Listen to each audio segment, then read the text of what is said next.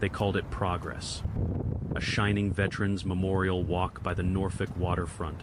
All flags, stone plaques, and speeches about honor. But before the first brick could be laid, one old man had to vanish. For 18 years, Walter Green had sold hot dogs there with a faded U.S. Navy veteran cap and a notebook where his late wife once wrote the names of hungry young sailors who could pay later. Then a man in a dark jacket shoved his cart into the street. Food scattered. Heart medicine rolled into the gutter. His Navy cap fell into dirty water as a black SUV crushed the brim. No one moved. Across the street, retired SEAL Chief Tom Walker stood beside Ranger, his gray, muzzled German Shepherd. Tom picked up the medicine, wiped the old permit clean, and looked at the SUV. Ranger growled, and Tom understood this wasn't about a cart. The heat over Norfolk had teeth by noon, and the waterfront seemed to hold its breath. The hot dog cart hit the pavement with a hard metallic crack. One wheel snapped sideways. Bottles rolled under parked cars. Buns split open on the sidewalk.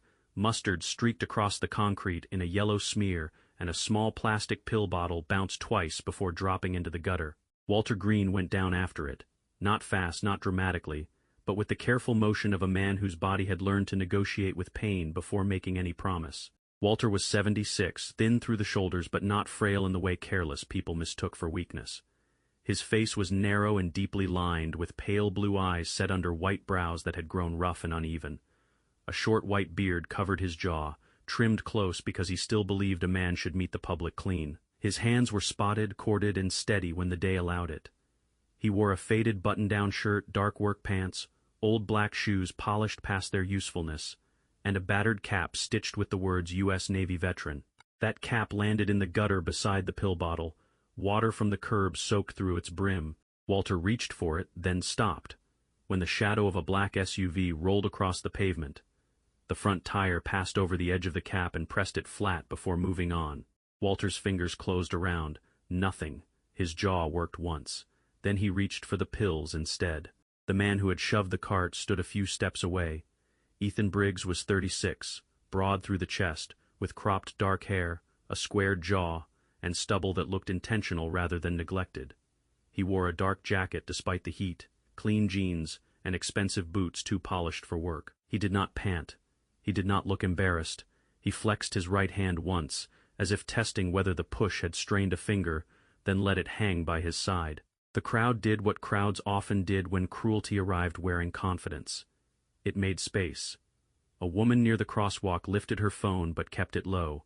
A dock worker looked toward the water. Two young sailors in summer uniforms slowed, saw the broken cart, saw Walter on his knees, then kept walking after a glance at the SUV. Cart had served men like them for 18 years.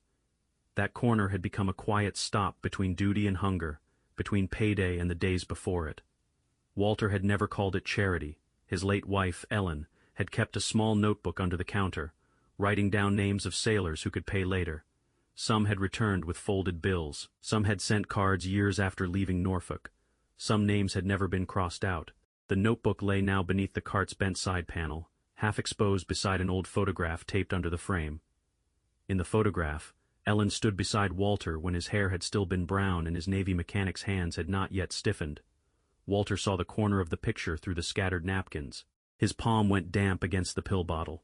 He picked up the photograph first, wiped grit from the plastic sleeve with his thumb, and tucked it against his chest before reaching for the loose pills.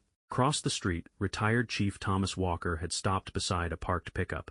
He was 74, tall but slightly drawn inward by age and old injuries, with a hard-boned face, short silver hair, and a gray mustache cut close above a mouth that rarely gave anything away. His shoulders still carried the square discipline of a man shaped by the Navy before age could argue with it. He wore a plain blue work shirt, faded jeans, and a light jacket despite the heat. Nothing on him announced what he had been, except the way he stood still while everyone else shifted. Ranger stood at his left knee.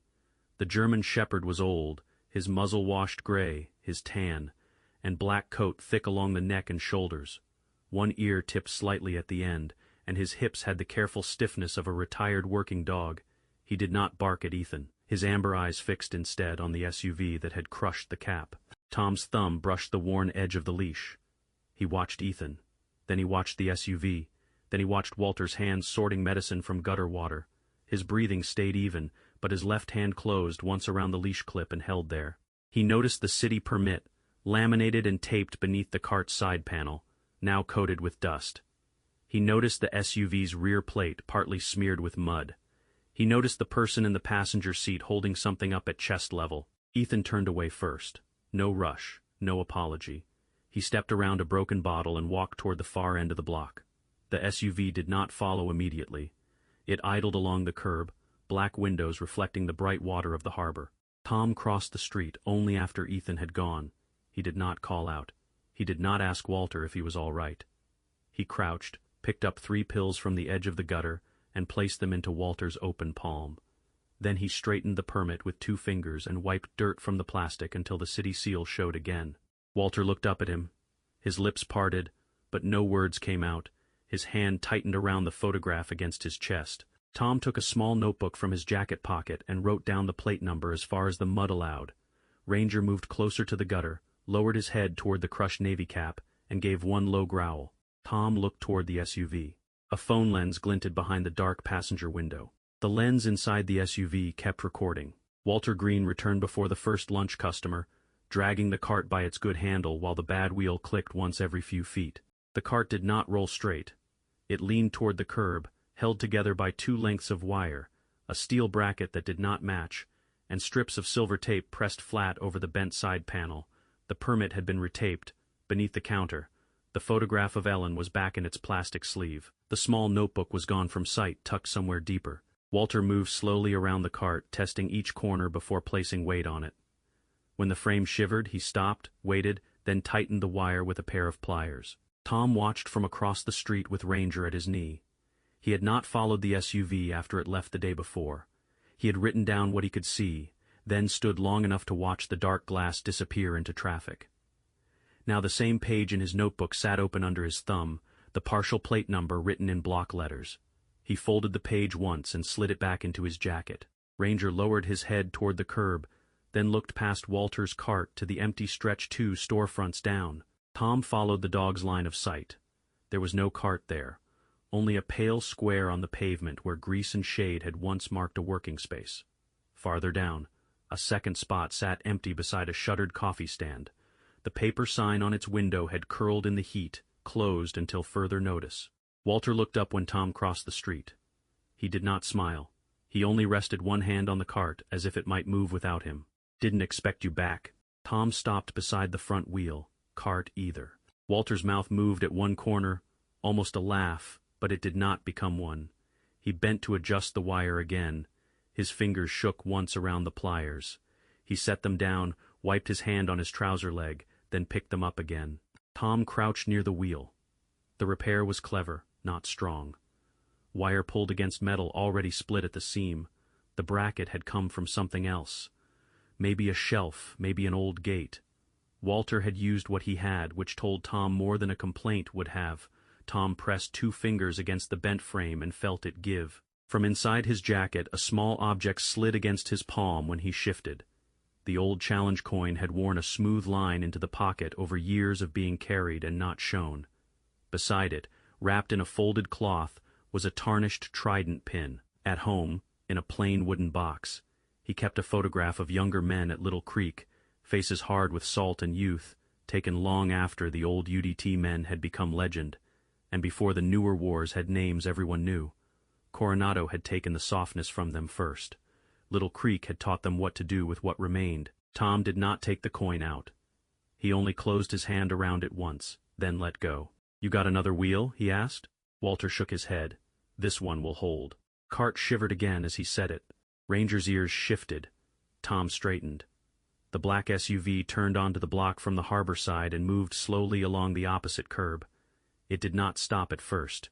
It passed the empty taco cart space, then the closed coffee stand, then rolled near Walter's corner. Its windows were dark enough to hold the street without giving anything back. Walter reached under the counter. His hand found the plastic pill bottle and pushed it deeper behind a box of napkins. The motion was small. Tom saw it anyway. The SUV paused across from them. 1 second, 2, 3. Then it continued down the block. Tom kept his head still and used the reflection in the cart's cracked metal panel to watch it leave. His jaw tightened once. Ranger took half a step forward, then stopped when Tom's fingers touched the leash. After the SUV turned the corner, a man stepped from the recessed doorway beside the closed coffee stand. He came slowly, with one hand visible and the other holding a folded envelope. Luis Ortega was in his late 40s, medium height, heavy through the middle, with thinning black hair combed carefully to one side, and a tired face that had learned not to ask strangers for much. He wore a short-sleeved work shirt tucked into faded pants, and his shoes were clean in the careful way of a man who owned few things and maintained them all. His eyes moved from Ranger to Tom, then to Walter's repaired cart. "You're the one who wrote the plate down," Luis said. Tom turned enough to face him. "You saw that?" Luis nodded. "A lot of us saw things." Walter looked away toward the harbor. Luis unfolded the envelope but did not hand it over yet. His thumb rubbed the paper seam until it softened. "I ran the taco cart 2 doors down, 12 years, he pointed without looking. Then came complaints, then inspections, then fines, always small enough to pay once, never small enough to survive twice. Tom held out his hand. Luis placed 3 folded notices into it. The paper was city stock, or close enough to fool someone at a glance. The letterhead looked right, the language was stiff, the violations were vague: obstruction, sanitation concern, unauthorized placement. Each notice carried a red stamp near the bottom. Tom read the first one, then the second, then the third. His thumb stopped on the signature line, Calvin Price. The same name sat on all 3 pages, clean and official, like a nail driven through paper. The third notice left a faint red stain on Tom Walker's thumb. It came from the stamp, not blood, but he held the paper still for a few seconds longer than necessary. The 3 notices lay open on the hood of his pickup, their corners lifting in the harbor breeze. Same city letterhead, same vague language, same signature, Calvin Price. Tom did not speak. He slid one notice beside Walter's permit copy, then set Luis Ortega's envelope beneath a windshield wiper so the wind would not take it. Luis stood near the curb with both hands in his pockets. Walter stayed beside the cart, turning one broken knob back and forth, though. The burner was already off. Ranger sat between Tom and the street, watching the gaps between parked cars. Tom took out his notebook. He wrote the dates first, then the locations, then the names of the vendors as Luis gave them. Taco cart, coffee stand, fruit cart, 2 spaces with no cart left at all. His pen moved cleanly until Luis said the name Harborfront Renewal Group. Then it stopped. Luis pointed down the block toward a plywood construction fence that had gone up near the old warehouse. A bright poster had been stapled to it sometime in the past week. Tom crossed the street without asking anyone to follow. The poster showed clean stone, flags, smiling families, and a wide walkway along the harbor. At the center, in polished blue letters, it read Harborfront Veterans Memorial Walk. Below that, smaller print promised renewal, gratitude, and a future worthy of those who served. A man in a tailored suit stood in the corner of the image, one hand over his heart. Grant Whitmore. He appeared to be in his early 50s, trim and smooth-faced, with silver hair combed back and a smile built for cameras. His suit fit perfectly. His eyes, even in print, did not seem to rest on the people around him. The poster made him look like a civic leader. The empty vendor spaces around it made the picture harder to look at. Tom's jaw set. He reached into his pocket and closed his hand around the challenge coin. The ridged edge pressed into his palm. He held it there until the pressure steadied his fingers, then let go and took a photograph of the poster with his phone. The method was simple once he saw the whole line: paper first, then damage, then pressure. Each step small enough to explain away, each loss private enough to ignore. Ethan had used his hands. Calvin had used a stamp. Grant had wrapped both in flags and stone. Tom returned to his truck and made 3 calls. Mike Donnelly answered on the second ring. He had been a SEAL corpsman before age, and bad knees moved him into clinic work near Virginia Beach. In photographs he had a wide forehead, blunt hands, and the stillness of a man who had seen wounds before they had names. Tom sent him a picture of Walter's pill bottle and the notes about the scattered medicine. Ray Peterson took longer to answer. Ray had been a Navy mechanic, thick through the wrists, with a shaved head, and a habit of carrying small tools in his shirt pocket even to church. Tom asked him about the cart frame, the broken wheel, and whether damage could be measured after a deliberate shove. Ray said he would come before sundown. Ben Carter did not waste words. He had served as a JAG attorney before opening a small office that handled veterans' claims and property disputes. He was narrow, gray-haired, and always looked as if he had slept in a chair but could still find the missing line in a contract. Tom read him Calvin Price's name. Ben told him to keep the originals flat, dry, and untouched. By late afternoon, the block had changed without becoming louder. Walter served 3 customers from the damaged cart. Luis waited near the closed coffee stand. Ranger lay in the shade with his head on his paws, but his eyes stayed open. Tom moved from storefront to storefront, asking for camera angles instead of favors. Most people shook their heads first. Then they looked at Walter. Then 1 or 2 admitted their cameras might still have footage. At dusk, Ray knelt beside the cart and examined the bent frame. Mike counted the remaining pills and wrote the number on a small card. Ben arrived last, carrying a folder and a plastic sleeve for the notices. No one called it a case. No one needed to. Walter locked the cart after the dinner hour. He wrapped a chain around the handle, checked it once, then checked it again. His hand paused on the old photograph beneath the frame. He pushed it deeper into place before stepping away. Tom watched the motion and rubbed his thumb over the notebook in his pocket. "Go home, Walt," Ben said. Walter nodded. He made it 3 steps, then turned back and looked at the cart. Tom stayed until the streetlights came on. Ranger stood when a shadow moved near the alley mouth. A figure crossed behind the cart, low and quick, then vanished between the warehouse fence and the closed coffee stand. Tom stepped off the curb. A delivery truck rolled between him and the alley, blocking the view for less than 5 seconds. When the truck passed, the alley was empty. The next morning, Walter reached the corner before Tom did. He stood on the sidewalk with his hands hanging at his sides. The cart was black from the counter down, its metal skin curled outward, its handle burned bare. A thin line of gasoline darkened the pavement and ran toward the street. On the fence behind it, the Harborfront Veterans Memorial Walk poster hung clean and untouched. "Don't touch the hat." Walter Green's voice came out low, but everyone near the burned cart heard it. He stood beside the blackened frame with one hand extended toward the handle, where the old Navy cap hung scorched and warped. The brim had curled from the heat, the stitching was darkened, but the words U.S. Navy veteran could still be read if a man stood close enough. Tom Walker stopped 2 steps behind him. Ranger stopped with him. Walter lifted the cap with both hands. Ash fell from the seam. He did not brush it away. He held the cap against his chest, then turned and placed it on the small folding table Ben Carter had set up near the curb. His fingers stayed on the brim for 1 second too long, then he let go. Tom looked at the cart. The gas line was split near the rear valve. The wheel bracket Ray had repaired was twisted from heat.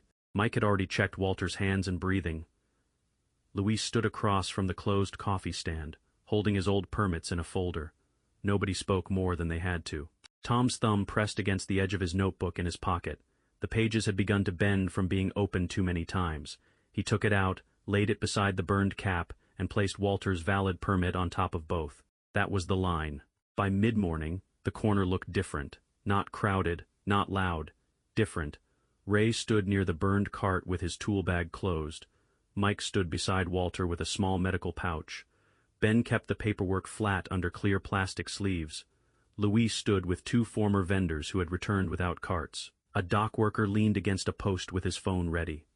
3 older men from a church 2 blocks inland stood near the crosswalk, hands folded, eyes forward. Sarah Miller came last from the convenience store across the street. Sarah was in her late 40s, tall and narrow-shouldered, with dark brown hair pulled into a tight knot in sun, browned skin marked by faint lines around the eyes. She wore a store apron over a plain blouse and moved like someone used to carrying keys, receipts, and other people's complaints all day. Her eyes did not wander. She walked straight to Ben and handed him a blue flash drive. "Back camera," she said. 2 angles. Ben took it and placed it in his breast pocket. Tom watched her cross back to the curb. His hand closed once around the leash. Ranger's ears shifted toward the harbor side of the block. Then Calvin Price arrived. He stepped out of a white city sedan with a clipboard tucked under one arm. His shirt was pale and pressed, his tie too tight for the heat. He had a narrow face, small eyes, and the soft hands of a man who pointed more than he carried. Ethan Briggs came behind him from the passenger side, sleeves rolled, boots clean, face blank. Calvin did not look at the burned cart first. He looked at the phones. "This vending operation is in violation," he said. Ben stepped forward. "Show the order." Calvin pulled a paper from the clipboard and held it up long enough for people to see the city seal. "Permit revoked pending obstruction review." Walter's shoulders shifted back 1/2 inch. His right hand moved toward the burned cap. then stopped before touching it. Ethan went to the cart. Ranger stood. Tom gave no command. He only loosened the leash by 1 inch. Ranger moved ahead and stopped between Ethan and Walter, square and silent. Ethan looked down at the dog, then at Tom. "Move him?" Tom did not answer. He stepped past Ranger, took Walter's valid permit from the folding table, and placed it flat on the blackened counter of the cart. The plastic sleeve caught the light. Ben opened his folder and raised a certified copy of the city record. Active permit, paid through December. Luis lifted his own papers. The 2 vendors beside him did the same. 3 old notices. Same seal, same vague violations, same signature. Sarah raised her phone across the street. The screen showed a paused image from her back camera. Ethan's jacket near Walter's cart after closing, the time stamp bright in the corner. Calvin's mouth tightened. He reached for the paper on the cart. Tom placed 2 fingers on the plastic sleeve before Calvin could touch it. His palm was dry, his breathing stayed even. He noticed the sweat at Calvin's temple, the way Ethan's boot shifted back, the way the churchmen had stopped folding their hands. "Leave it," Tom said. No one moved. A black SUV turned onto the block. This time it did not idle in shadow. It rolled straight to the curb behind the city sedan, and the rear door opened before the engine shut off. Grant Whitmore stepped out first, followed by a young cameraman and a woman holding a microphone with a local station logo. Grant adjusted his cuff, glanced once at the burned cart, and smiled toward the camera as if the scene had been arranged for him. "These are the obstacles to progress," he said. The microphone turned toward Walter. It was not Grant Whitmore's cameras that controlled the corner anymore. The microphone remained pointed at Walter Green, but the phones behind him rose one by one until the street reflected itself in a dozen small screens. Grant kept his smile in place. Calvin Price held his clipboard against his chest. Ethan Briggs stood near the burned cart with one boot half turned toward the city sedan. Tom Walker watched the microphone first. Then he watched Walter's hands. The old man still held the scorched cap, but his fingers had stopped moving over the brim. Ranger stood between him and Ethan, quiet as a closed door. Ben Carter stepped beside the cart and placed Walter's valid permit under the camera's view. He did not raise his voice. Active permit. Certified record. Paid through December. Calvin reached for his revocation paper. Ben set a second document on top of it. No matching case number. The reporter looked from Calvin to Grant. The microphone shifted an inch. Sarah Miller crossed from the convenience store with the blue flash drive in her hand. She plugged it into a small tablet Ben had brought from his office. The footage came up without drama. Back alley, timestamp, Walter's cart. Ethan's jacket entering the frame after closing, Ethan bending near the rear valve. Ethan leaving before the shadow of the SUV passed the alley mouth. Crowd did not shout. That made it worse. Ray Peterson knelt by the burned frame and held up the split gas line in a clear evidence bag. Cut clean, not heat damage. Mike Donnelly opened his small card and showed the count he had written beside Walter's prescription label. Medication loss documented after the first attack. Luis Ortega stepped forward next. Then the 2 former vendors, their notices unfolded in the same order. Same false seal, same language, same signature. Calvin's mouth opened, then closed. Sweat ran down the side of his neck and disappeared beneath his collar. Tom reached into his jacket and took out the notebook. His thumb brushed the challenge coin in the same pocket, but he did not close his hand around it this time. He placed the notebook on the cart beside Walter's permit. Plate numbers times routes.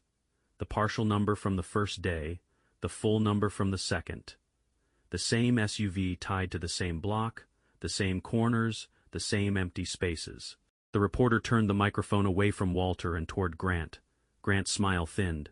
2 patrol cars arrived before anyone could rearrange the story. Ben handed over the permit records, Sarah handed over the drive, Ray handed over the gas line, Tom handed over the notebook and stepped back. Ranger sat when Tom's fingers touched the leash. Ethan was the first to be taken aside. His hands went behind his back near the city sedan. Calvin argued until one officer pointed at the forged notices in Ben's folder. Grant tried to leave with the cameraman still following him, but the reporter stayed with the officers. By late afternoon, the city had opened an investigation by evening. Harborfront Renewal Group's press event had been canceled. By the next week, Calvin Price had been suspended and charged with abuse of office and falsifying municipal records. Ethan Briggs faced charges for property destruction, intimidation, and arson. Grant Whitmore lost the Harborfront contract before the month ended, and the Veterans Memorial Walk came down from the city website without ceremony. The apology came on paper first. Then at a public meeting, Walter sat in the second row with the new cap in his lap. The city restored his long-term vendor permit and opened reviews for every vendor forced off the block. Luis received his space back.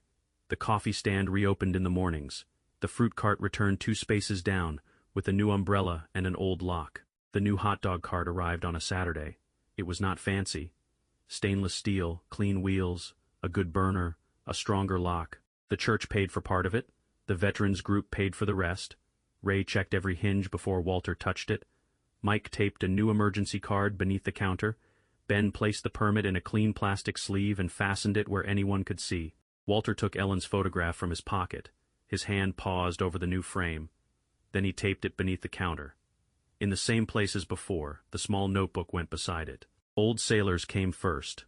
Some were no longer young. A few brought folded bills with names written on the outside.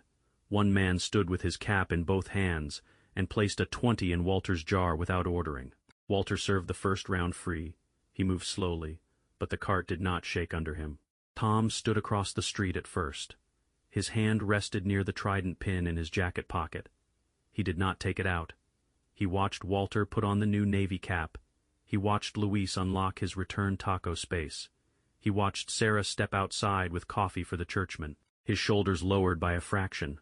Ranger lay under the shade of the new cart, muzzle on his paws, guarding nothing and everything. Walter saw Tom before he could leave. He lifted one hot dog in a paper tray and held it out. Tom crossed the street. He took it with both hands, nodded once, and stood beside the cart without speaking. For a few minutes, the corner sounded like work again. Later, when the line thinned, Tom walked toward Ben Carter's new legal aid room 2 doors down. The sign on the glass was plain. Veterans and widows. Walk. In's welcome. An elderly woman stood outside with a folded eviction notice pressed against her purse. She looked at the sign, then at the street, then at Tom. Ranger rose from beneath the cart and came to Tom's side. Tom opened the door and let the woman step in first. Sometimes the miracle does not arrive with thunder. Sometimes it comes quietly, through an old man who refuses to walk past another man's suffering, through a dog who notices what everyone else ignores, through a neighbor who finally speaks, a witness who finally shares the footage, a church that gives what it can, and a community that remembers what honor is supposed to mean. Maybe God does not always move the mountain in front of us. Maybe sometimes He sends people to stand beside us while we climb it. Every day we pass someone carrying a burden we cannot see. An elderly man trying to keep his dignity, a widow afraid of losing her home, a veteran who served his country but now feels forgotten, a neighbor who only needs one person to stop, listen, and say, "You are not alone." Walt's cart was more than metal and wheels. It was proof that kindness once given can return years later wearing different faces. And Tom's courage was not loud. It did not need to be. It simply stood in the right place at the right time and refused to move. So if this story touched your heart, leave a comment and tell us, have you ever seen a small act of courage change someone's life? Share this story with someone who still believes goodness matters. Subscribe to the channel for more stories of faith, justice, courage, and second chances. May God bless you, protect your family, guide your steps, and give you the strength to be someone's answered prayer when the moment comes.